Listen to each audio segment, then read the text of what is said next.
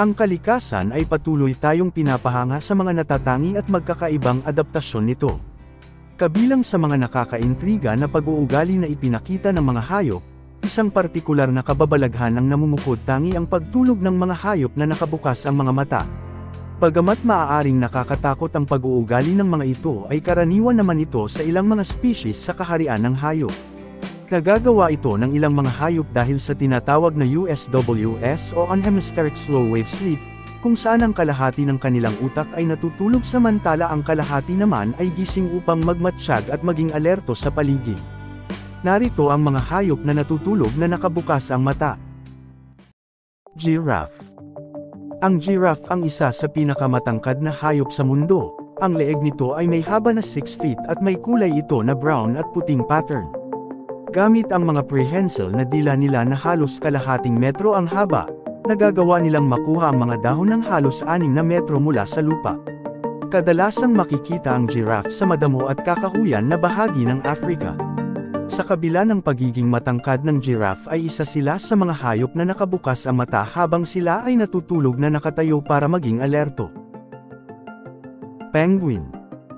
Ang mga penguin ay isang pangkat ng mga aquatic na hindi lumilipad na ibon mula sa pamilyang Sphinicidae ng order na Sphiniciformes.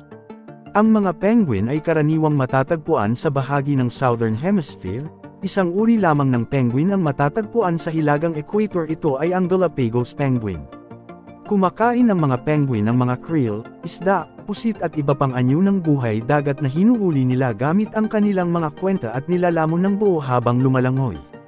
Ang mga penguin ang isa sa mga hayop na natutulog na nakabukas ang mata kapag sila ay nasa lugar na may mga panganib. Owl. Ang mga owl o quagga ay isa sa mga nocturnal animals o mga hayop na gising tuwing gabi. Gising sila tuwing gabi upang manghuli ng kanilang makakain. Ang quagga ay inilalarawan bilang isang tuwid na tindi, isang malaki at may malawak na ulo, mayroong binocular vision, binaural na pandinig at matutulis na mga kuko, at mga balahibo na iniangkop para sa tahimik na paglipad. Nabibilang din ang owl o quagga sa mga hayop na nakabukas ang mata kahit natutulog upang maging alerto sa panganib at mga huhulihin din ito.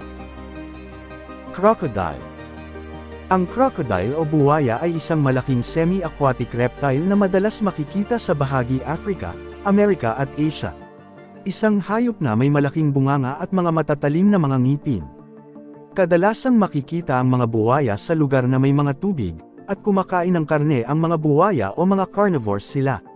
Ang buwaya ang isa sa mga hayop na nakabukas ang kanilang mata habang natutulog, kung saan madalas mong makikita ang buwaya na nakadungaw lamang ang kanilang bahagi ng mata kapag sila ay nasa tubig, na nagmamasid sa mga panganib sa paligid. Dolphins. Ang mga dolphins ay isang aquatic mammal sa clade Odontoceti o balyena na may ngipin.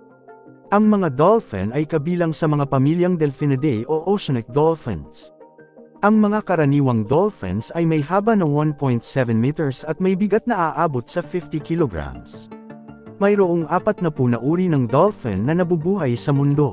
Kilala ang mga dolphins na may kasanayan sa lipunan, matalino, maliksi, masayahin, at mapaglarong nilalang na may maraming pagkakatulad na emosyonal sa mga tao. Mayroong isang kahangahangang hanay ng iba't ibang mga species ng dolphin at lahat sila ay may kanya-kanyang natatanging pagkakakilanlan at katangian. Ang dolphins ang isa sa mga hayop na natutulog na bukas ang kanilang mata, kung saan gumagana ang kalahati ng kanilang utak at ang kalahati ay tulog. Marami pang mga hayop ang bukas ang kanilang mata kahit tulog ito tulad ng mga sharks o pating, polaka, salamander, ibang mga nocturnal animals at marami pang iba.